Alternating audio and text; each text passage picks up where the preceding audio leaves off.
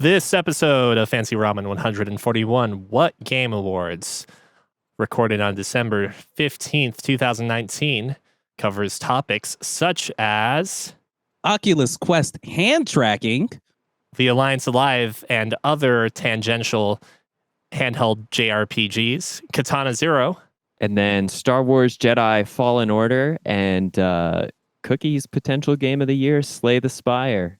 potential. All that and more on this episode of Fancy Ramen podcast at fancyramen.com. Beating some video games, painting some Gunpla. I've gotten into Gunpla recently again. Gunpla? And Gunpla is that like airsoft guns? No, I think it's like building it's Gundam models. yeah, it's plastic Gundams. Oh, okay. Gunplay. Yeah, okay. So yeah, I've gotten into Gunpla again and started painting my Gunpla models that I have in the background there. And I've been beating some video games, guys.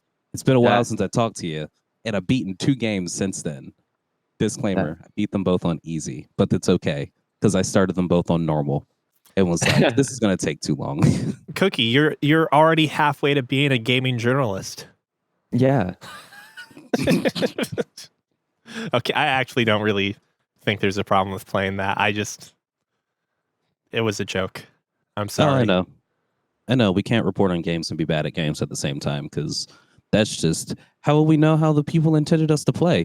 They intended us to play the ways that they gave us options to play. That's my excuse.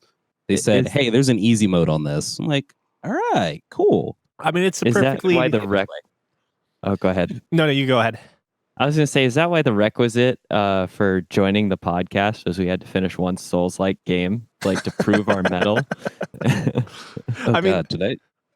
I guess technically I finished a Souls-like game. Now.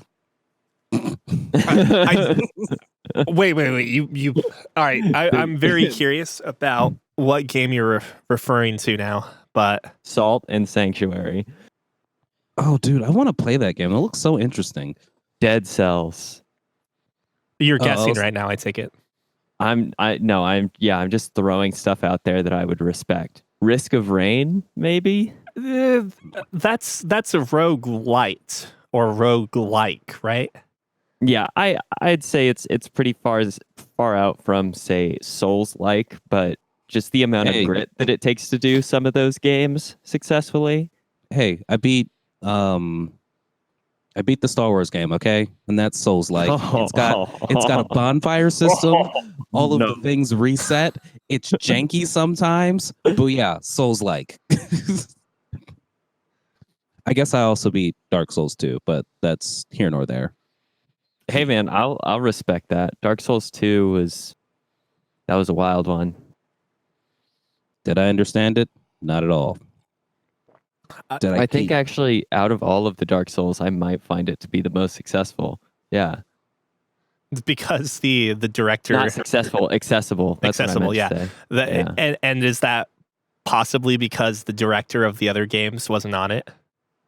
I mean, it's totally possible. I thought that, you could have played the game, enjoyed it, not understood what the fuck was going on at all, and like beaten it. I think that's totally possible. And the other Dark Souls games, you say words like enjoyed it. No, I thought it was. It's not my kettle. Technically less difficult than the original Dark Souls. Correct. Because I also played the original Dark Souls, and no. Is Scholars of the First Sin? I think that's the revamped Dark Souls 2. That's the remake or the re-release where they added on new content, including the Scholar of the First Sin, a new like final boss and NPC, as well as I think Scholar of the First Sin had all of the DLCs added to it and reworked pretty much all of the enemy encounters to be utter bullshit. sometimes they were totally fine, but I beat that one like with I barely beat that. That was like by the skin of my teeth the entire fucking game. I think that's the hardest experience I've had. Well, I can also say then, to not completely drive us on a completely opposite tangent, that the future of VR is here and now. The Oculus Quest has hands-free tracking now. Ooh, Excuse me, hand tracking. hands-free tracking. No, it's All right. What I'm doing right now is I'm going into the docket, and then now we're doing hand tracking Oculus Quest hand tracking. And by doing this, I am signifying this is a This is the topic we're start going to of the stay on for a second. Hand tracking. My first question is, what cameras on the Quest uses the hand tracking or it utilizes it? And how many cameras are there? There are, I think there are 4 cameras on the Quest. Sorry, I had to like take a look, and I was kind of thinking because there's not a big camera in the middle, and I know the Rift has the big camera on the top, but the Quest does not. So I think there are 4, and I think it uses all 4 to do it. and it tracks each finger, right? It tracks each finger. There's the to select things. It's a pinching gesture. Oh, your hand has to be open. Pinching gesture. Okay. To go back to the Oculus Home, it's the okay, but it has to be facing you. Do you mean the white supremacist symbol? I don't know what this symbol is, and I'm Googling now. It's the same symbol. It's the okay symbol. They've taken everything. It's taken it also over? the Wisconsin symbol for the Wisconsin Badgers. The Badgers. Okay. And also to signify W, because that's, well, I mean that's obvious with the white There's supremacy. you can do the. Is there the West Side W though? You can do the West Side W. Yeah, West That's Side W is like, right. as Cookie does it, it's like a hybrid of the live long and prosper. Yeah. I like how Cookie can throw it up effortlessly, and I'm here reflecting light off of my pale ass skin, like trying to bend my fingers into a W appropriately.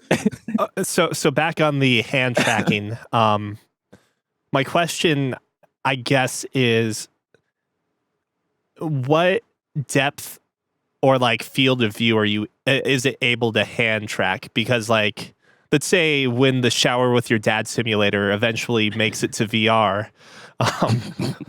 And you're using that pinching motion like all the time. Yeah, can you scrub the back of your? Can you scrub your back? Will the VR actually track your hand if it's behind your head? That sort of thing.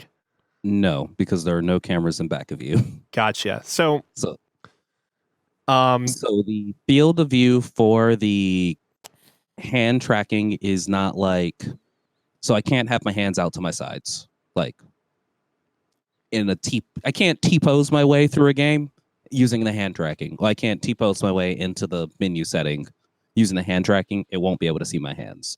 It's got a very, I think it's like, don't quote me, 180 degrees. That's pretty good though. yeah, Oh wait, it's not bad. 108, whatever this is. Like a nice 180 is obtuse angle. completely flat. So not 180, But like more like probably 100. 160 maybe is Yeah, reasonable. 160. Yeah, why not? Like 108 is still 108 is actually smaller than you'd think, because if you do a right angle, for instance, right, That's and 90 you just degrees. 108 is that- only a portion above yeah, that. it's 18 higher, but that's not that much degree wise. Okay. I'm betting, yeah. it's like somewhere between like 180 and 108. Okay. I was waiting for you to say 180 and 90. Yeah, it's definitely in there. All right. So- A better question, just because I want to establish exactly like where your hands can be. If you are looking forward and your hands are at your sides, does the Oculus know where they are? No, Okay. Interesting.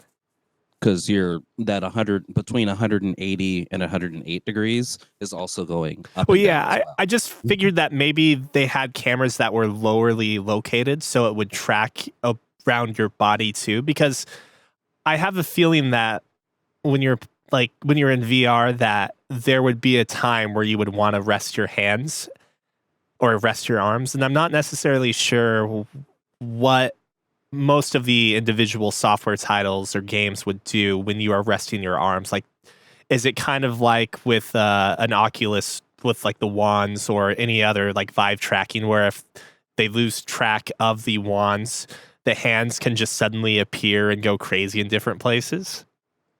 Possibly. So we don't have any games yet that are able to do it because Oculus was like, here's the hand tracking, guys. By the way, we just gave the developers the SDK for hand tracking, so now they can start. Oh, so it is very early in development. I mean, like, it's been developed, but it's not in any game yet. yeah, okay.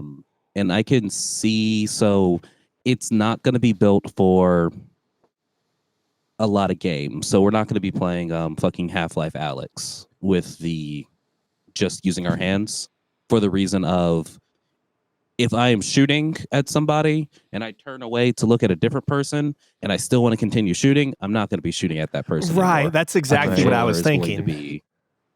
A controller is going to be necessary. They're saying they're doing this to get rid of one more barrier for people to get into VR.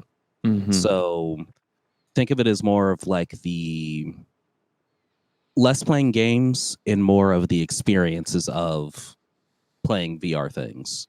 Mhm. Now, I will say, like, as excited as I am that VR hand tracking is here, and it's on like one of the cheapest high quality headsets you can get. Like, it's not even on the Oculus Rift. It's just on the Quest. Because the Rift doesn't have the same level of cameras or like, technology. The Rift has more cameras. Wait, then what? I think they're just slowly phasing out the Rift to just be the Quest, because with the Oculus Link cable coming out and the fact that they've already got, the cable that I can't get because it's sold out everywhere, the one Oculus is saying, hey, this does meet the specs of the Oculus Link cable whenever we release it. You pretty much make your Oculus Quest and Oculus Link. Well, you make your Oculus Quest and Oculus Rift. So I think they're just phasing it out, honestly, because it gets no love. But is it because are you sure the cameras in the Quest aren't necessarily better? Because I thought the Rift is still outside tracking in, whereas the Quest is inside tracking out, right? The Rift is, the Rift S, the new Rift that came out. Okay, all right. I Yeah, I don't know apologize. much about that one. My bad. So yes, the Rift S, they no longer just sell the Oculus Rift. They now sell the Oculus Rift S, which came out at the same time as the Quest. And it basically gave you the choice, do I want standalone or PC VR? And now it's like, if you didn't make the decision to go standalone, you're going to be left behind, because they're throwing all their eggs in the basket of standalone rather than standalone and PC based, because the Rift uses all the same Rift S uses all the same things as the Quest, except for it's got, I forget, its display is a little bit different, and it's got an extra camera on it. So it's got it can track controllers better, basically. But it can't track hands better, because it can't track hands at all. So suck it. But there are issues with the hand tracking that we do have. So you can do like, hey, hand in front of my face, hand is extended far out. It'll track all that. If you can't clap, you can't overlay your hands at all. It'll just say, nah, that's too complicated. I'm just going to stop tracking your hands completely. And your hands just disappear when it's in the menus. What's this 10-fingered monstrosity in front of me? Exactly. So, like, when they first announced it, a lot of things people were getting hype about were like, oh, cool. So that way, if you've got people who use ASL, so sign language, now they can communicate on the Oculus Quest. We're hoping that one day we get an update where the hand tracking becomes better, so then you can do all those your gang combinations. signs, Yeah. and everything will be just fine. But so far, we've got just the simple one-handed gestures. Yeah, that's right. You can flip people off. That's like the first thing everyone does. but you can't combine your hands at all. Otherwise, it just stops tracking them completely. Can't Is cross this your the hands. first console to let you physically flip off the screen? No, I think the Oculus. No, the Were there any Valve controllers Index, Okay, yeah, the knuckle controller. Yep. Surgeon has- Simulator also let you outside of VR. Oh, nice. But yeah, so the hand tracking, it is here. It's jank. It's wonderful. It's nice to like invest in something and then all of a sudden kind of see it evolve. I kind of feel like those people who are playing what's that one game that didn't really do that well that everyone talks about now? Rainbow Six Siege. I feel like one of those people who are like, Rainbow Six Siege, that's my game. Or No Man's Sky, right? Yeah, we don't talk about that game still. Wait, but it's made like huge improvements, I thought. It has made like huge improvements. But have they really ramped up their user base in the same way Rainbow Six Siege I don't think so. I mean, like, everyone still says like, yeah, this game it's like great now. It's wonderful. You hear that in all the news outlets, but it's still the same gameplay loop. It's because it's not like you're playing Mass Effect 2 or something that's going to have mass appeal. Like No Man's Sky is a less creative Minecraft.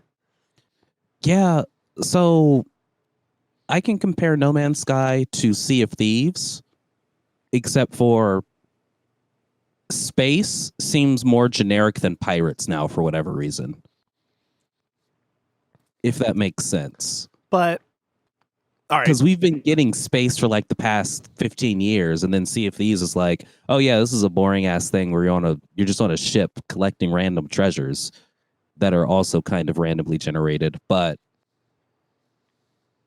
you're a pirate. Whereas No Man's Sky, I just can't get back into it. I mean, just can't. No I've tried a Man's few Sky times. has the crutch too of not actually, at least initially, being designed to be multiplayer, whereas Sea of Thieves.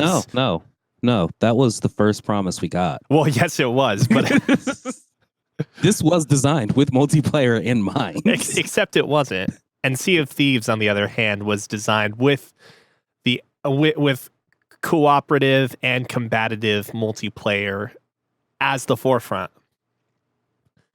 Yes. So Sea of Thieves, let's say you had a private server for Sea of Thieves where only you could play on it. That game is infinitely less interesting than No Man's Sky. And it's not because of it being a lesser game or anything. It's just that so much of Sea of Thieves is designed with cooperation or griefing as part of its design philosophy. Whereas No Man's Sky, for better or worse, was designed to be a solo and lonely experience. It brings the grief individually. But I digress. We're getting a bit off topic from VR. Last you touched on, you were talking about how hands coming together were in any way was like essentially disrupting the sensor of or the capability of reading those hands.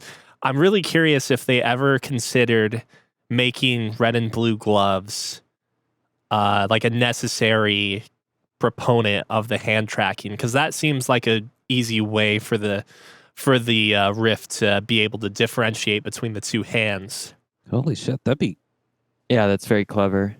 And the that'd be PlayStation awesome. VR does that to some extent with the red and blue dot that it shows, the wands.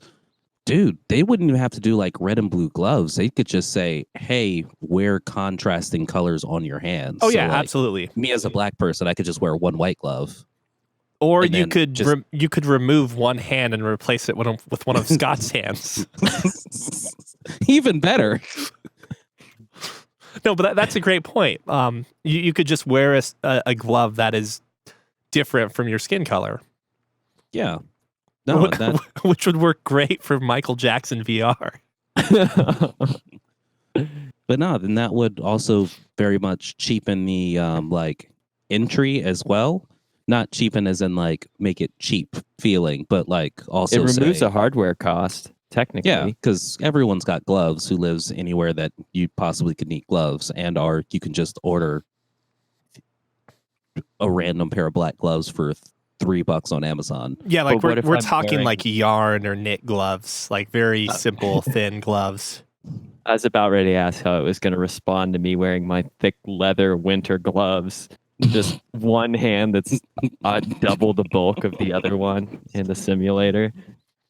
That hand becomes like a huge muscular hand, and your other hand is a feeble. Yeah, it's just ripped. All right, Ring Fit Adventure. Now I've got you beat.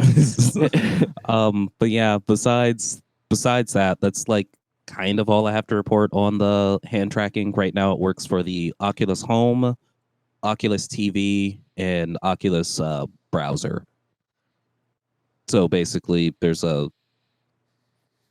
you can navigate your home menu, you can navigate through the different channels on Oculus TV, which is just like what are those free TV state?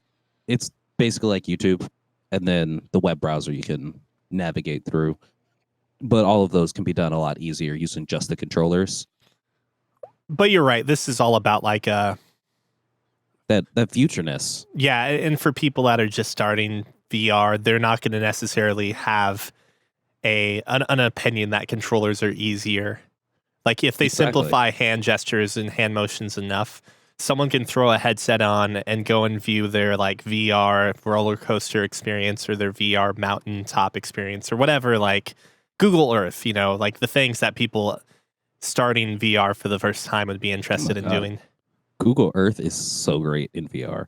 Just if anyone who has never tried VR and has a friend who's got a computer VR headset, just go to them and say, put me in Google Earth. I think Google Earth might be on the Oculus Go, but do Google Earth for your first time. Don't do something crazy like a roller coaster because you may vomit.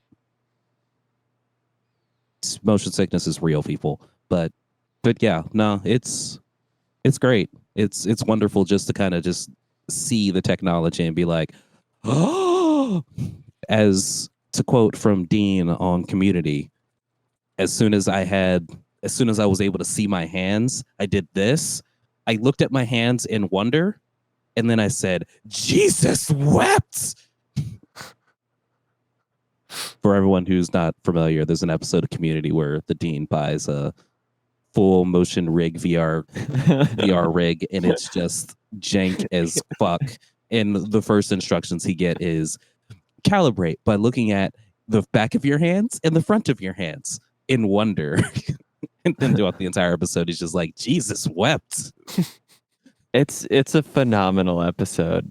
It's so fun, and that came around at the very beginning of VR too, like right when it was hitting the scene, which I think was even more delightful. But yeah, so besides that, been playing a different video game too. But before we get into official video game talk, what have you been up to, Neil? Switching it up. Come on, Neil. I'd much rather just talk about video games. So Scott, you go ahead. Oh man. I've played a lot of video games, but I've had some personal stuff I've been dealing with that's kept me from doing much else interesting outside of the video game sphere. So I'm going to go ahead and open the floor to video game discussion. There are two games I can talk about. I'll quickly get through one since it's one that none of us are, or you guys aren't involved with. And then I'll talk about one that Scott and I have both been playing. I don't think I'm as far as Scott, though. But the first game, The Alliance Alive, I just finished that today.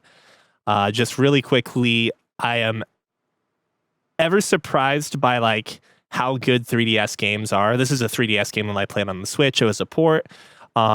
It was, I just kind of wanted to stamp my seal of approval to the game. There's replayability options to it with New Game Plus. There's no way to 100% the game in one playthrough either, which is maybe a good or bad thing. But it's definitely, if you're a portable player or video gamer, if you're a portable gamer and you need something on the go that will consume some time, The Alliance Alive is definitely a nice, healthy choice for a JRPG.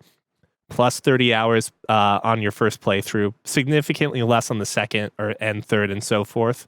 But there's a lot of collecting. There's a lot of optional paths and alternate routes you can take that aren't necessarily part of the main quest, but it's surprisingly deep in some of those regards. And the story is actually way more complex than I gave it credit for originally, although the game itself doesn't necessarily expand upon some of those decisions.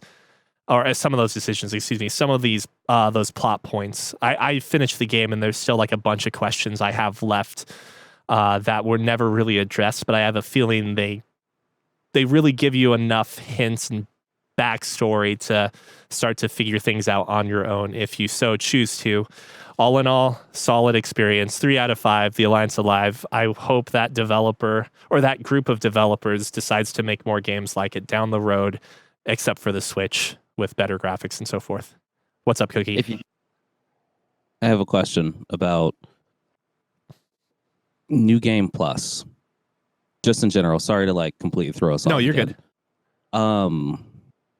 So I beat God of War, and then it informed me of New Game Plus mode. And it made me think, does every game need a New Game Plus mode? I think that really boils down to like what the game is and what New Game Plus could benefit from it. Because there are games where New Game Plus is absolutely critical to the game's experience. Yeah, like Chrono Trigger is a game where New Game Plus is absolutely necessary. Nier Automata is technically a game where New Game Plus is literally essential. I mean, you could argue that's not New Game Plus, though, right? That's just New Game. You could. Alternate ending. I'm just saying, yeah, New Game Plus, New Game Plus Plus, all the way to New Game Plus Plus Plus Plus is right. How I always saw Nier Automata like working out gameplay loop wise. And then you have examples of it not working as well. Like the original Nier. Didn't play, so I don't know. It wasn't actually that bad, but I'm just being kind of tongue-in-cheekish here. Does this make you excited for other handheld JRPGs? Like apparently Bravely Default 2 is coming out next year. To be completely honest, I am disappointed. Because the development team that makes Bravely Default and Bravely Default Second, and then Bravely Second, and then Bravely Default 2. Bravely Second, which is the sequel, not to be confused with the new game Bravely Default 2 coming out next year. Which is probably the prequel to Bravely Default. It's hard to tell because it looks like they're definitely reusing like environments for sure in the trailer for Bravely Default 2. So it could be post Bravely Second or pre Bravely Default, but it's absolutely in the same world and at least close enough on a timeline that things haven't changed too dramatically. At least geographically, they're the same still. Because the characters are different, are they not? The characters are different from what I can tell. They look worse. Or they just look less interesting to me. I looked at them and I was like, I don't really know if I want a team of these like dorks. Let's see. The thing I have to say very quickly about that is I don't know if we're necessarily going to stay on this topic. I'm not necessarily excited because I haven't played the other games that they've developed outside of Octopath Traveler. Mm-hmm. And I'm excited to eventually play that game, mind you. But I was kind of hoping that more 3DS games would show up on the Switch just because the Switch is a much more convenient way for me to play games. It's the best mobile console ever. Which like I vastly prefer PC and console over handheld. So I do have a handful of 3DS games I either haven't finished yet or haven't played or could buy because I want to play them. But I haven't because I just don't like the screen is small and some of these RPGs really benefit from having a bigger HUD and more stats to show and so forth. I could be wrong, but I think that some of the menu components of the Alliance Alive were changed and made more compact because it was going to be played on a bigger screen. And if it wasn't changed, which it has to be because there's 2 screens on the 3DS, they had to have done something, I bet. But if it really wasn't changed, like these screens would have been painful as hell to watch on even the newest or read on even the newest 3DS. But to get back to my point about Bravely Default 2, not only am I disappointed that they apparently have not learned their lesson from series like Clock Tower and consoles like the Xbox Series X and Xbox One and any other horrible numbering scheme that they could go with. Obviously, that's a joke. That's not a big deal. I really wanted to see new properties, new IPs from them, because I think Octopath Traveler turned out to be, at least in my opinion, way better than it should have had any right to be.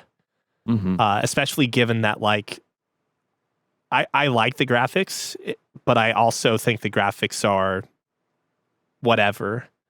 Like, the music is really good. Like, the game strived on being a not sexy looking game that relied on game mechanics or battle mechanics, which I thought were better than what little I've played of Bravely Default. Good music and decent storytelling, and then a really fun final, or like a really fun optional boss battle. Yeah, I'd argue that the success of the game absolutely comes off of the immense weight that the mechanics are pulling up, because even playing, I mean, all of us played the demo, right? When the demo came out, it wasn't exactly exhibiting very strong storyline hooks for your characters. It certainly didn't do it for all 8. Yeah.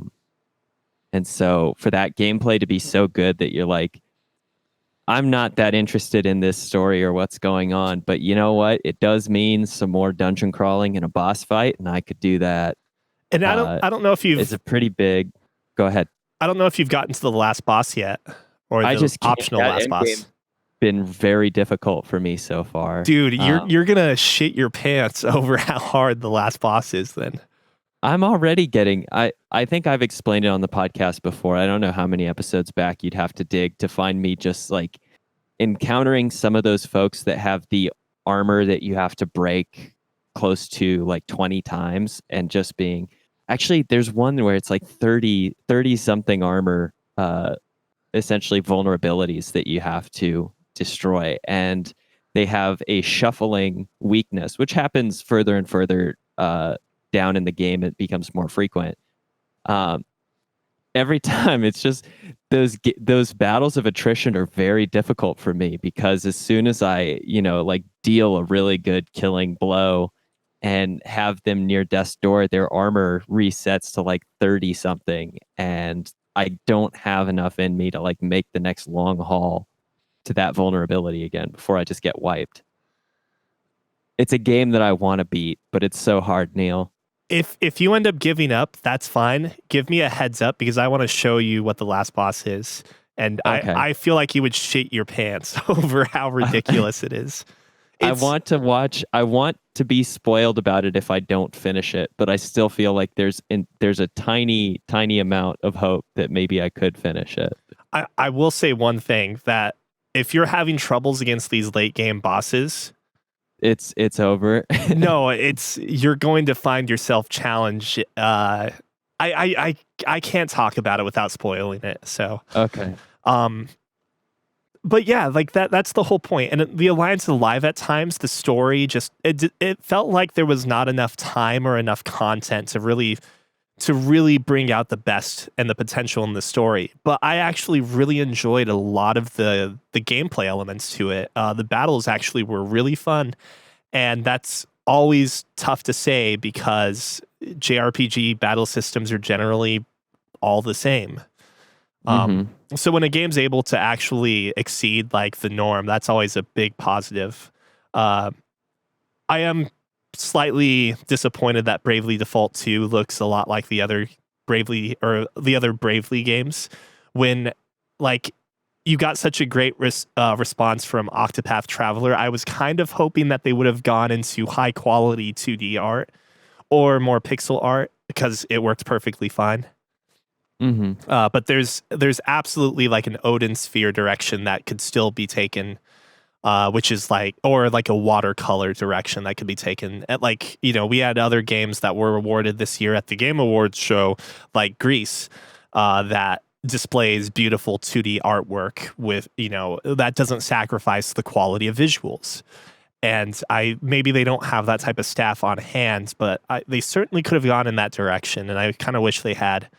Putting that all aside, if that's okay, the second game I started playing that I feel I can talk about on the podcast is Katana Zero. It's a game you brought up last week, ever so briefly, and I was always hesitant to play because the idea of playing another Hotline Miami just turned me off entirely, and that's kind of what this game feels like.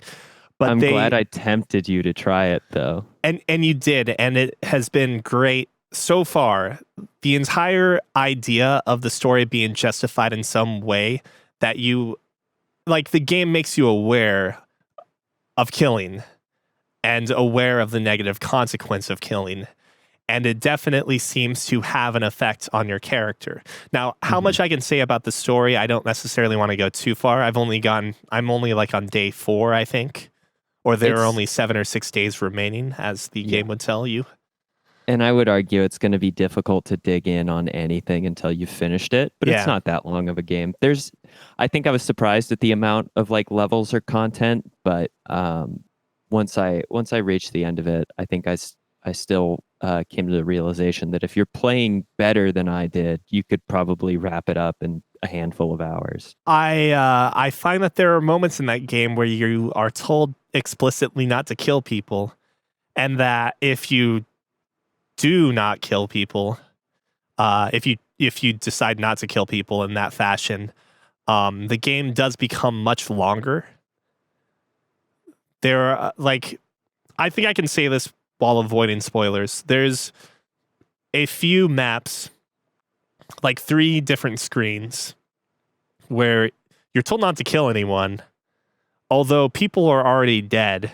So it seems like there's some wiggle room. Yeah, lots of people are already dead, and they tell you not to kill people. So it feels like you have some wiggle room to, just go crazy and killing people.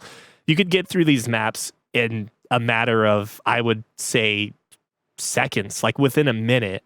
If you were killing. Yeah, and if you're not killing people and you're watching movement patterns and determining your path through, that easily multiplies Much to harder. 10 minutes on a screen, even is not too unbelievable if you're having problems. Oh, I would argue that there are super risky optimal ways to get through sneaking on that particular spot that you're talking about. One involves a bottle.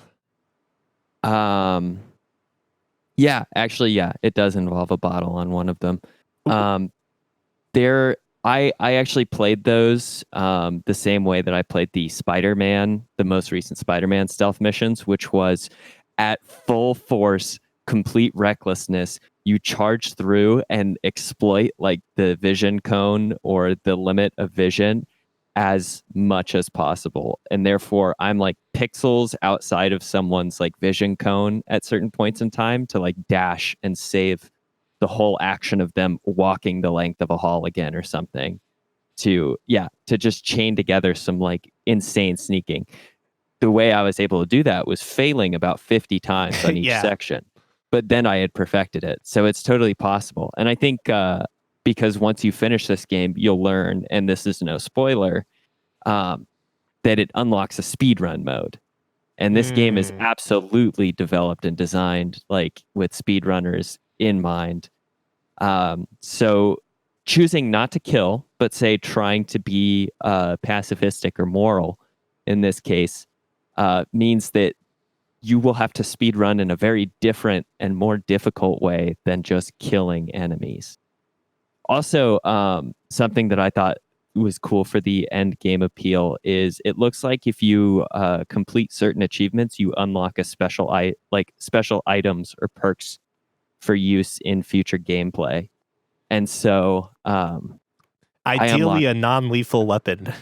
I unlocked only one item. I didn't get nearly that many achievements from start to finish on the game. So it also, I think, intends for you to experiment and try a lot of weird stuff within the game. There's only so many opportunities, I think, to like deviate from the storyline at all, but there's some very fun and entertaining stuff you can do. Neil, have you encountered a robot that speaks yet?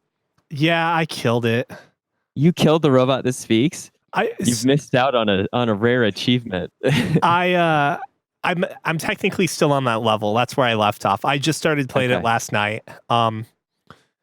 There definitely does seem to be like a degree of optional things you can do and choose to do. There is one part of that same level, not the same map, but as I was running back from getting like an essential item, I saw like a fucking ghost samurai and immediately was like, I don't know if I should fuck with that. I'm going to dip out of here immediately. Do you know what I'm referring to? I do. There's some really weird stuff that's just kind of like interjected as optional or like flavor content that makes the levels even more interesting if you decide to fool around with that, because the mechanics on what you're trying to do in the game and the time limit are so tight that any experimentation feels like it's immense risk taking. And so it's very satisfying when it pays off with something unexpected. I mean, it's obviously not a horror game, but because I'm so bad with horror games to begin with, like I always get those types of elements or like that type of feeling stirs up inside of me whenever I'm encountered by something that looks ghastly and is unexpected. So I dipped out of there immediately thinking that like maybe I can't kill this dude, because we as characters in this game feel powerful in regards to other people, but we're also quickly told our mortality or like how frequently you die. Yeah, I mean, I would say that Sekiro makes you feel like a super badass samurai, or not necessarily samurai, but like a guy with a katana, like a badass at that. Yeah. Not to the same extent as like how badass you feel in Metal Gear Solid, any of the games, as you know, like this is super elite soldier, but like you feel pretty strong. In this game, I kind of feel like a fragile person that's like, because any hit is lethal to you. Yeah, like he gets punched and he dies. That's true. Okay. The guys with the overalls and trucker hats will kill you in one hit. Yeah. It's just it hardly ever happens. Some other enemies that have an attack that will knock you down and not necessarily kill you, but coming back from is very difficult. Sure, yeah. So yeah, even getting bashed is like there's only a couple of times I think where you get bashed and you're able to recover successfully in a level. It's sometimes just one extra step towards death, and so that also makes you feel very vulnerable. So when I play, I tend to play much like a coward, because I'll, when the opportunity shows itself, I will take it immediately, and I sometimes won't wait for things to develop or build. Like I didn't realize that even like your first target, I feel like this is not a huge spoiler, your first assassination target in the game is a person that stands on a balcony. It's part of their trailer or intro. He can absolutely talk to you, and when you go up and confront him, this guy will actually kill himself rather than that you kill him. I don't know if it's out of cowardice or anything. I didn't see the dialogue because as soon as I saw a figure on the balcony, I threw the item I had in my possession and killed him before any dialogue could happen.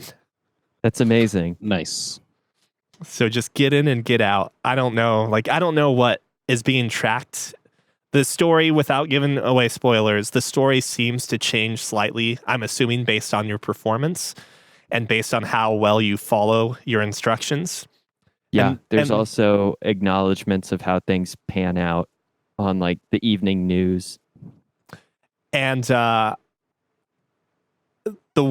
everything seems dynamic in that regard. And maybe it's not as dynamic as maybe it all goes down to like one or two endings, in which case I wouldn't necessarily be too upset. It just wouldn't necessarily enhance the replayability of it for me since I'm not much of a speedrunner.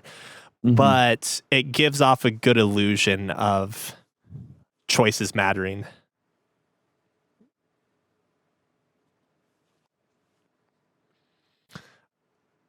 Did you have anything else to add to Katana Zero?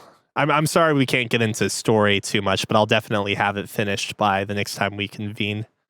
No, that's okay. I would say you should experiment with the bullet time, like not using it at all on a couple levels, just for fun. I kind of forget I have the slowdown, to be honest. Yeah, no, that's great. I really like the game almost making me feel like using the slowdown as a crutch. Like it feels tight enough on the controls, and the enemies like have very specific patterns or responses that it just seems like if you read the room well and you have like nerves of steel, you don't even need to go into the time dilation, except for I'd say there are like one or two instances in which it just makes things more humanly feasible. Like it allows you to line up with extra precision, say where your character's at on the screen when, say, you're dodging laser beams or a spray of bullets. But there's something to be said about a game's like core mechanic, which is this slowdown, like being entirely optional to having fun or enjoying a level.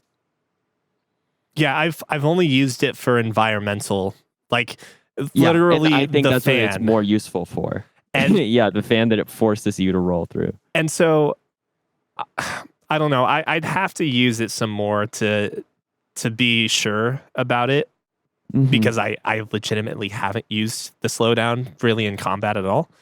But I have a weird suspicion that the slowdown, as you said, might be good for like dodging bullets and stuff, because I do get killed by bullets a lot. But I have a feeling like it's going to make the game feel suboptimal using it frequently during combat. It feels very different to like flow through a level because it's at normal speed for most of it. It's so rewarding, running through the game extremely fast. And plus, slowing I guess down. For speed running, slowing down is actually that's eating at your speed run time. Yeah, exactly. Yeah. I actually really like that. Then it definitely becomes a crutch during speed running, which I think makes it even more interesting as a game. Nice. Katana Zero. Again, Yeah. I'll be able to. I'm sure we can open up the floodgates next time. I think it's on sale on Steam for a while longer. If anyone's interested, it would be a good time to pick it up. It was $15 when I bought it last night. Okay, yeah. So I don't know if that's on sale or not, but I know I paid like 10 for it. So whatever the deal was, it's a different deal or there's no deal at all now. Well, Scott, Cookie. Well, Cookie. Who wants to go next? I'll go next. I beat Star Wars, and I never want to play another Star Wars game again. Wait, is it because it was so good? It was so good. No, it's actually pretty good. I enjoyed it. I just don't want to do anything Star Wars anymore now. It took out all of that like fuel to live as a Jedi. Well, that ends reliving like all the movies as well was kind of a bad idea. Oh, that's right. Yeah, I was doing all of the Star Wars. 2 questions to hopefully open up the conversation on this game a bit. The first question, do you need to play or do you need to watch all of the movies to actually get full enjoyment out of this game? Going to guess no. No, but I was in it for the story. Which was a good story. Was the story, was it necessary to watch the movies to enjoy the story? Oh, no, not at all. Okay. I will say it was necessary to at least know the overarching story of Star Wars to understand why when you encountered Darth Vader that it was kind of such a big deal. They kind of like hinted at Darth Vader at the beginning of the game because you are a Jedi who survived Order 66. Let's very quickly say spoilers are abound here, because I wasn't aware of that aspect. Not that it bothers me, because the next question I'm going to ask. No, it's fine. It's fine, because my desire to play this game is going to weigh heavily on this answer, which is a giant spoiler. Absolutely big spoiler, potentially not. Maybe. And Scott, feel free to veto this answer, or the answer from happening. It's just that I don't want. I would never want to consider playing this game if I already had a very good idea of what the ending was going to be. Does that make sense? You don't. So know what the ending is going to be. Okay, so the game does not end with Darth Vader finally killing you. No. You know, that's honestly too bad. It would be pretty great to think you made it out, and then Vader pops around a corner and just skewers you. Well, it's just the perception that there's, that most of the Jedi are dead. And despite you surviving the initial Order 66, I just had an assumption that I'm glad I'm wrong on, that the story would end very neatly with the main character getting killed by Darth Vader, so we can have episode 4 in peace and quiet. Well, I think... Oh, wait, this is after episode 4. Is it? No, it's before. That's right. 7 years Before. after Order 66. I'm thinking of Mandalorian, which is after those all. Yes. Okay. So, yes, slight spoilers. You do get to see Darth Vader. You round the corner, you say, hey, I've retired, I did my job, and Vader's like, okay, and lets you pass. And that's the end of the game. You become you become a moisture farmer. And, keep your head down. Pretty much. But nah, it's great. The entire game really opens up once your character goes through his main story arc. Then things get really interesting with the customization of your lightsaber, because you spend a majority of it having a single blade, and then after a hot second, you get the dual wielding lightsaber. You get to have the staff lightsaber, and then all of a sudden you get moves that let you access 2 lightsabers at once. So your lightsaber is super customizable, where it just disconnects, and now it's 2 lightsabers. You do a little fancy thing, and you connect them back up again. You can either have one or the staff. But gameplay-wise, it felt nice.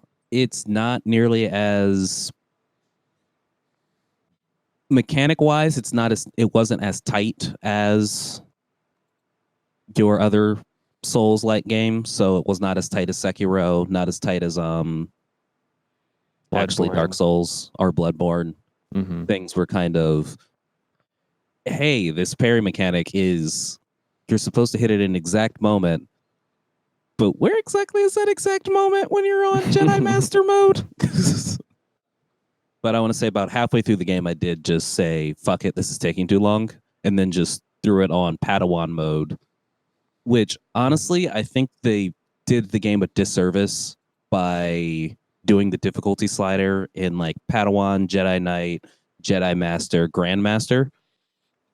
It should have been opposite. As a Padawan, everything should be harder for you. As a Jedi Grandmaster, everything should just be easy. Yeah. It's the slider of determining how good your Jedi actually is. Yeah. Yes, rather than how difficult the world is. So for Grandmaster, it feels like the Force is just taking control of the controller.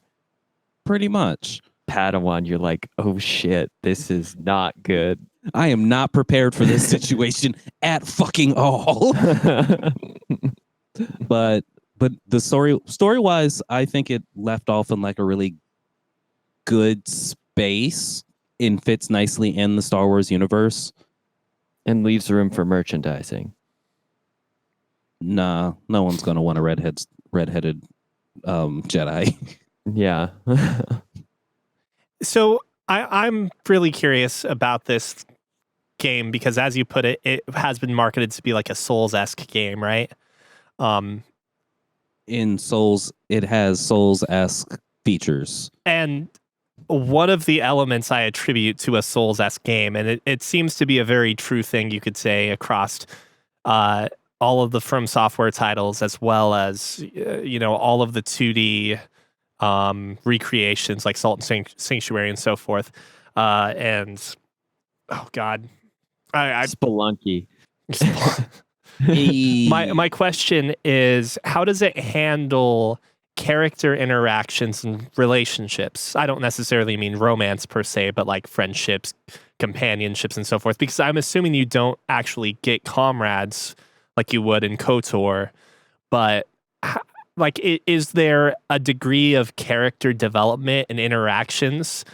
Do you Because have a buddy merchant that follows you around, and for instance? ignoring the fucking droid, I don't care about the droid. All right, like I assume there's something there. But it's cool. but I'm curious because like like him. that's one of the things that's lacking in a lot of the Souls games and Soulsborne games, we can say. So there's not like character quests that you go on. There's not like character. I was trying to think because I definitely skipped all of the side missions in God of War. There's not like character quests that you go on for Star Wars: The Last Order. Now you do, as you progress through the story, get more people joining your crew, and they do have like their character moments of, oh, my life was all about this, but you've kind of shown me that what I was taught was low-key a lie, and fuck it, I'm ready to go do something different with myself. Take me with you. And your main character's like, I'm sure my crew's not going to be happy with this, but fuck it. Oh, so you do have like a crew, and So Which yes, means you're a pilot. Yes, you are. You start the game on a scrapping planet, just in hiding, and you've got a best friend, and that best friend almost dies, and you save his life by using the Force, and then all of a sudden the first no, that's not them. It's not the first watch. The second sisters are on the scrapping planet looking for you, and then you get rescued by two characters, a space captain and the person who actually seems to be in charge. so replacement Han Solo with a more aggressive Chewbacca. No, it's more you get your Han and your Chewbacca, but they both actually speak English. You get a human female lady who's super cool Who and speaks Wookiee. As opposed to Han Solo, who does not speak English. He And only then speaks douchebag. And then you get ramen smells delicious. Then you get and the captain who's an alien who's very not straight laced, but also I don't know how to describe it. It's you get a crew and you get to add to the crew, but you don't get a choice of, hey, I want you on my crew, or hey, I don't want you on my crew, and you don't get that final mission of do this for me and you'll live. So your character is or is not a talented pilot? Your character is not a talented pilot. Thank goodness. I just wanted to like double check that. I'm very tired of all Force users somehow being able to be like exceptional pilots. Hey, let's make I a would like point to though. tell you, Obi-Wan was a shit pilot. Obi-Wan hated flying. But I mean, let's also be real. Like, I feel like there should be a direct correlation between Force users and good piloting, because if the idea about using the Force to more or less have spidey senses, that like ups your potential of being a good pilot. It makes Jedis have superior reflexes to their species. That's fair. So like whom whatever species that you happen to be, because there are not all Jedis are human, but if you are a human Jedi, you've got reflexes of some of the most reflexive aliens in the galaxy. Okay, I get very anxious about the trope of I've never seen this particular control panel. It's like, moving from driving an Audi to like a forklift and just being like, don't worry, Which I is got this. which is They basically both have what Luke steering Skywalker wheels. does. Yeah, he's Yeah, he riding pulls the. that bullshit. He's like, I've never been in an X-wing, but I happen to be the best X-wing pilot you've ever seen because Hey, man. Behind I drove Wedge. this. Same Yeah, with but- Anakin. Yeah, and it's like And he was I tank. drove this space tractor for years, so literally no one can beat me in any form of piloting. I have to give some credit to Anakin though, because as opposed to Luke here, because Anakin is pod racing, and those, like, if we're trying to think of like real world It's the- equivalents, he's It's the same thing without up and down He's going fast. vectors. Yeah, he's going fast in all directions. But I mean, at least into the he's dirt or into the driving sky. Formula One cars, okay? Yeah, Whereas Luke Skywalker goes from a dirt bike to a fighter jet. yeah, and that's all I'm saying is the dirt bike to fighter jet thing had been a little annoying for a while. I think it was also, didn't they introduce in the most recent Star Wars that Rey, like, she has a dirt bike or some sort that Oh she my uses, and then she just escapes off planet in the Millennium Falcon? Yes. Oh, but who drives that? I guess maybe I'm wrong. Maybe it's. I will Finn let you drives know that the Millennium Falcon, though, she was touted as a fucking nerd of the Millennium Falcon for someone who didn't recognize the Millennium Falcon. Yeah. Okay. My She- complaints aside, good game, bad game. It sounds like at least 3.5 out of 5. Is We'll the, play. is the story, like, if the story was on a 5-point scale by itself, how was that? Story and cast. Cast absolutely included. Okay, so story and cast on a 5-point scale, and I'm going to compare it to the other Star Wars things because I ingested all Star Wars at the same time. 4 out of 5. Okay. Do you think the What other was Star again? Wars materials actually helped level the scale? Or I mean, like, what was it, like a bunch of underperformers making this game look better in comparison, or was it the opposite, that like you found that the Star Wars media in general was better and that this game didn't live up as well as it could have? Well, as someone, as you know, so you know how people say that the Orig Tridge is like the best in fuck episodes 1, 2, and 3? Mm-hmm. I'd like to add fuck episodes 4 and 5. Because they are also what? very poorly written. I don't know, dude. I think 5 is actually a really well done movie, and I think 6.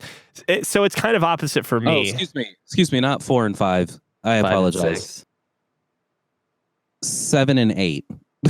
Oh, okay. Okay. Yes. The Orig Tridge, that was fine. It was good. It's got its hokey things, but what they were doing with everything was great. The story wise, it was original, yada yada yada.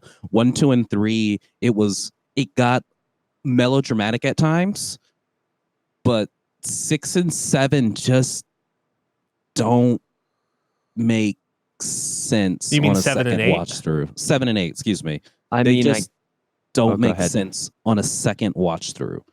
Like the first time you watch it, you're like, oh, cool, but you're also in Star Wars hype mode. Yeah, you're in popcorn mode. But the second time you watch it, when you actually start like looking at things, you're like, God, do I have to finish watching this movie? Why are we blaming Poe Daniels when it was not his fault to begin with? And Poe he saves Danvers, everyone. yeah. Shit. No, okay. I'm But like gauging whether or not I want to play this, because this is I will actually on say- Steam, whereas The Outer Worlds is not on Steam. I will say for that at least a year. Right. I will say that this, if you are a fan of the Star Wars medium, this is a good supplemental story, and it makes sense and fits in the Star Wars universe as to what you're doing. And so I guess what the story is, you're a Jedi who survives Order 66. You get picked up by a person who's cut themselves off from the Force to find a holocron cube filled with Force-sensitive children throughout the universe.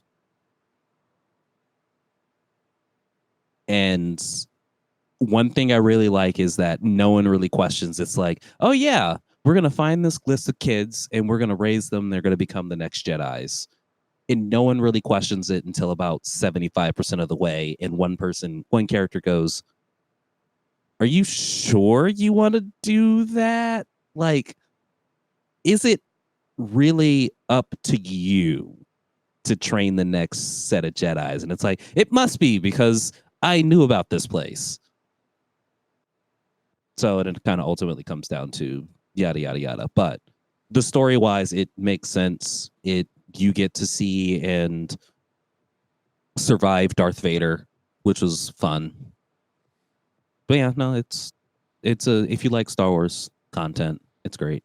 Oh That god, would be such a fun gameplay mechanic, trying to escape or evade Darth Vader. Like, not being in an active fight, but having like an Uncharted style chase scene where you're avoiding getting like force crushed or yanked or fucking strangled and hit by lightning as you get the fuck out. well, yeah, that's how it has to Vader be, right? too much. That is how it is. Because you can't just fight That's Darth Vader. satisfying. If your character you- beats you Darth can- Vader, like if you could actually reasonably beat Darth Vader, you have just created a time paradox. Because, in episode 4, Darth Vader is basically like, I'm the fucking king. I mean, not really, but like He does have a swagger walk. he Oh my has God, no he's so He's got concern. that shoulder roll when he enters a room. Like his primary concerns in the original trilogy are first Obi-Wan and then Luke Skywalker. Like that's the single threat he has. And because Obi-Wan is the only person who's ever beaten him. he had the high ground. He did. He got to respect the high ground. And Well, that just makes him a master tactician, right? and B, he wasn't actually trying to kill Luke throughout the original trilogy. He was trying to recruit Luke. He Right. actually convinced Palpatine. He's like, "Oh no, you should turn him. We should turn him to the dark side. We can totally do it. You did it He's to me." already got black robes. This should be easy. Exactly. He looks much better in black than he does white. Yeah. So, but yeah, so it's a great scene. And since I was playing it on Padawan mode, I was like, you know what? None of these fights have been hard. I can totally take out Darth Vader, and it lets you think you're fighting him for a good 2 minutes of you're barely doing damage, you're dodging out of the way of shit, because if he hits you, he does kind of one shot you. Unfortunately, Yeah. he two shots you, and then after a while, it's like, okay, I am Darth Vader. Fuck you. And then he just picks you up by the Force. And he just slaps you in the face and he says, "Come on." Exactly. I like the idea too. Maybe he tries to tempt you. You don't have to tell us about that. But like, I love the idea of your character being so minuscule and unimportant that he doesn't even give you that option. Just like, fuck you, kid. But yeah, so it's a good story. It's one of the top. I would watch Star Wars: The Fallen Order. I would do I would not actually do any more Star Wars content for a while, even though the new one's coming out. But oh god, I just want to like barf thinking about more Star Wars. Yeah, nothing can be that good as to keep you in for. But if I had to go through and cherry pick Star Wars to reconsume, Star Wars: The Fallen Order would be a story I would not mind reconsuming. Because it's a good story to watch. I would also rewatch Solo and Rogue One though. So but yeah, besides that, as I've mentioned before, I actually won't talk about God of War until after I talk about Slay the Spire. Have either of you guys played this game? No, I'm aware of it being actually one of my like old gamer friends group's favorite games, though. Just obsessively so when it first released. So it had an initial apparently 2017 release on the Windows, Linux, and Mac, but it got its official 2019 release. It got its official release in 2019 back in January on PlayStation and Xbox. So that tells me it can be my game of the year. I fucking love this game. I have heard nothing but glowing praise for this game. I have not played it, but there is not a single person who has picked it up and had anything negative to say about it at all.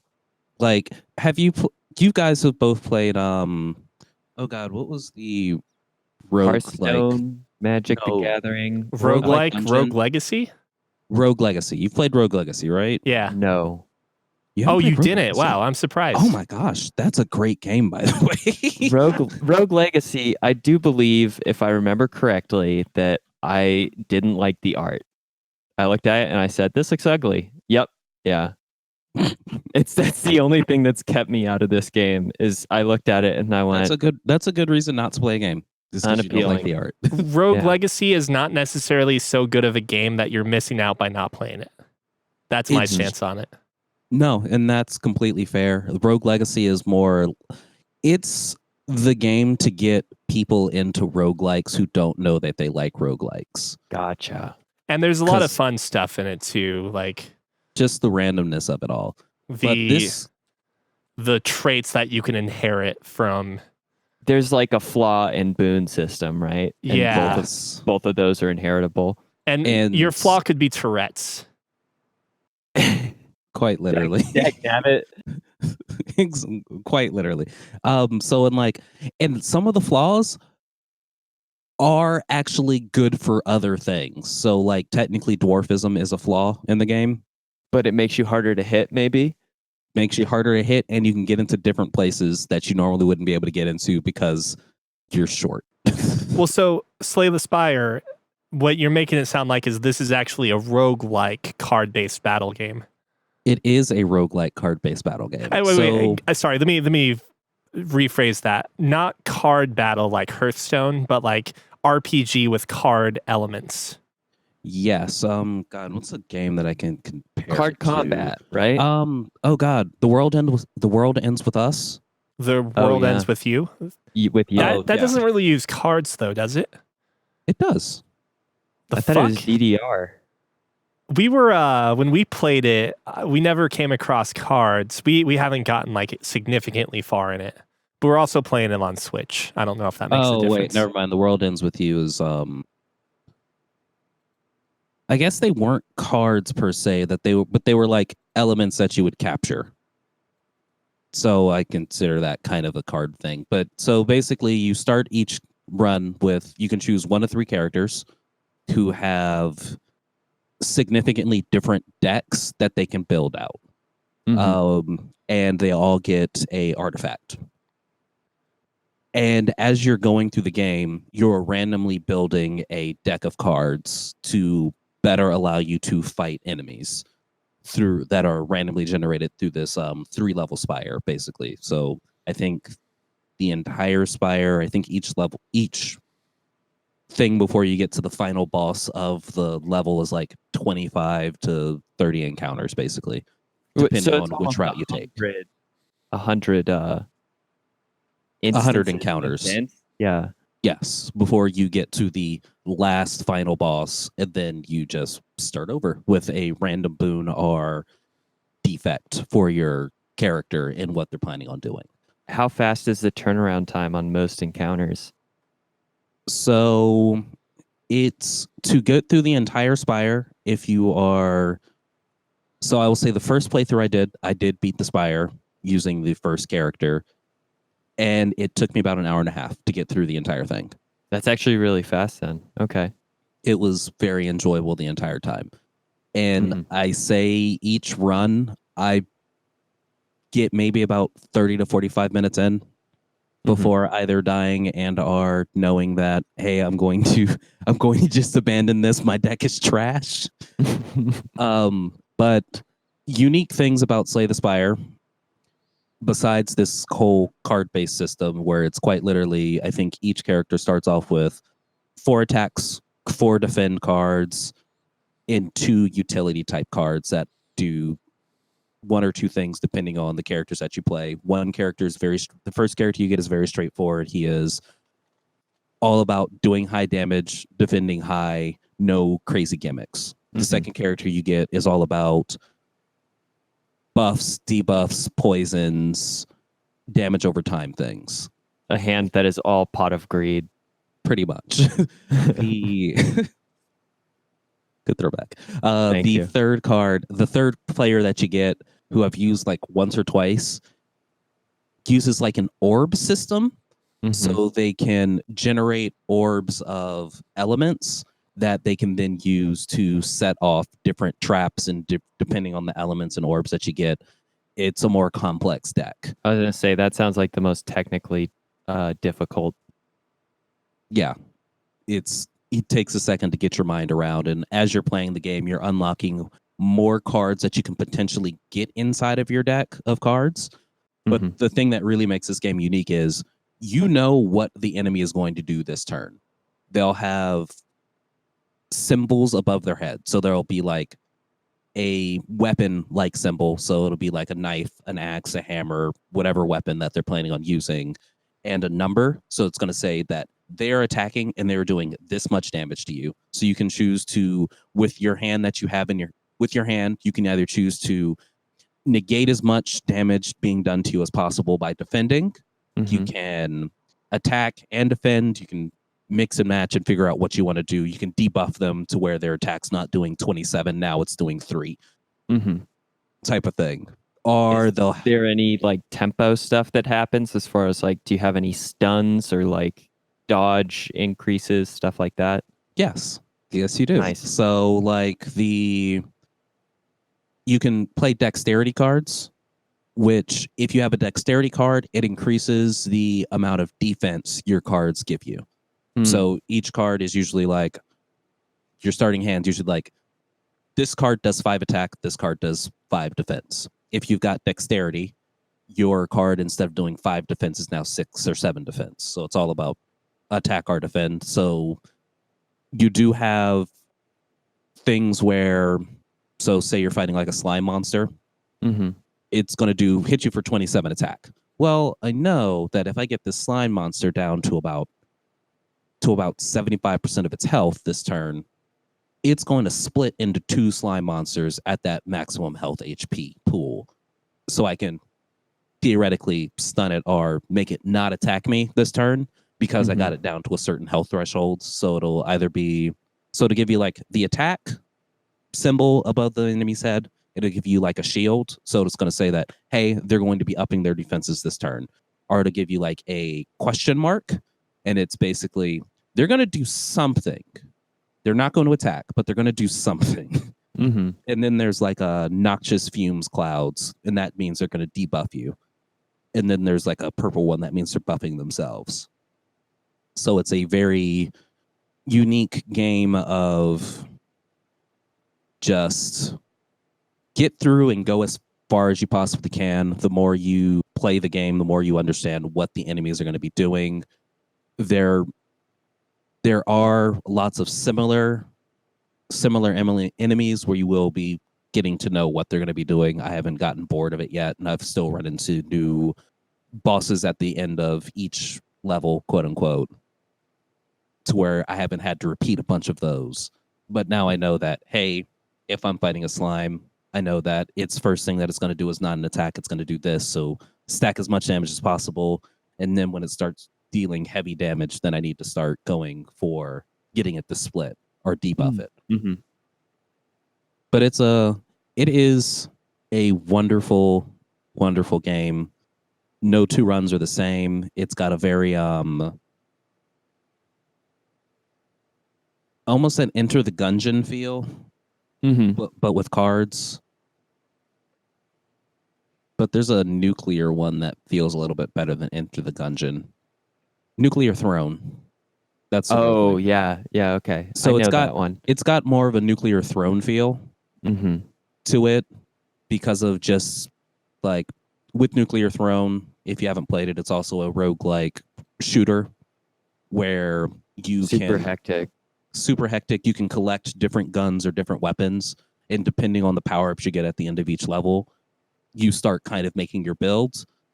This has that same exact feel, except for you're building a deck of cards instead of, okay, I know I've got the wrench because I want to fix the car on this one level, but I also want to shoot for the long reach thing because I'm going to be doing melee combat rather than shooting a gun. Mm-hmm. I love this game. It's definitely my game of the year at this point. Just automatically. Call of Duty's up there, but this game. It's quite literally, I ended up getting it because of the Game Awards sale that's been going on for all the systems. And I was like, oh, well, I heard good things about this a while ago. Let me just try it out. And it's just been like, we went to a party last night and I was like, Lizzie, you're driving. She's like, okay, why?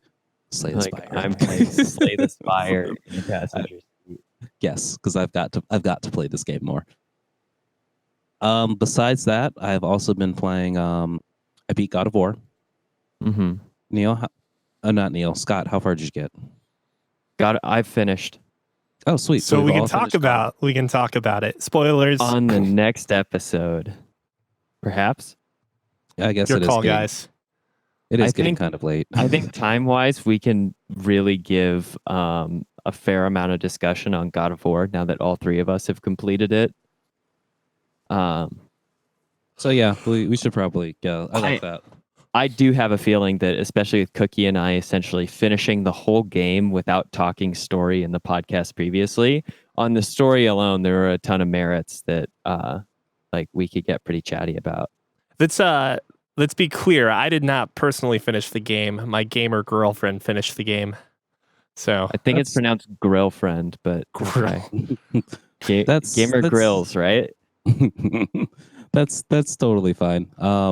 Speaking of not finishing a game, Death Stranding. That's a really good story. Wait, I haven't finished yet. Hold on. Hold on.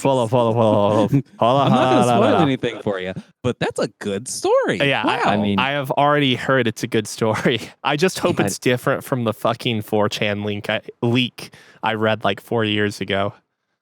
Well, I don't know what that 4chan leak was. Yeah, there's only one way to know. I was hoping I'd forget, but you did not. Never forget. I kind of remember most of it. No, yeah, I do feel bad because I do need to pick that game back up. It's just I really needed to finish the Alliance Alive on stream, and I've been streaming a lot more, which means I'm not playing Death Stranding because I don't play popular games on stream. That's fine. It makes sense, I guess. I'm sure I'll get some more time into it. I've actually been waiting for Tiffany before I start playing Death Stranding since she's been watching me. And she was out with bronchitis for a while, so I kind of fell out of the groove of delivering packages and pulling pranks, juvenile pranks on ghosts, like throwing poop. It's a deadly weapon. It is. Yeah, okay, so this is episode 141 of Fancy Ramen. What are Game Awards? Hand tracking. What are Game Awards? What Game Awards? There we Question go. mark. That's honestly mostly true to today's discussion. If you have comments, questions, etc., you can write into podcast@fancyramen.com. Don't forget to tell your friends about fancyramen.com. Wait, did you tell us to write into podcast@fancyramen.com or just fancyramen.com? No, podcast@fancyramen.com. Ah, so you mean we should have people write into podcast@fancyramen.com? fancyramen.com. podcast@fancyramen.com. Really pushing that one today. Is this subliminal messaging? Other actions you can take are you can watch our Twitch channels. We have one where Neil streams at twitch.tv/fancyramentv. We have at Cookie Skimilk, CUKISKMILK, and our buddy John plays at JFray all day, JAYFRAY all DAY. And tell people, tell everyone, tell that random stranger, that Tell cute your girl you see crash on the landed bus. alien friend who's going to return in 20 years. There's your no more heroes. exit. Podcast@fancyramen.com. Have a great week, everyone. Bye.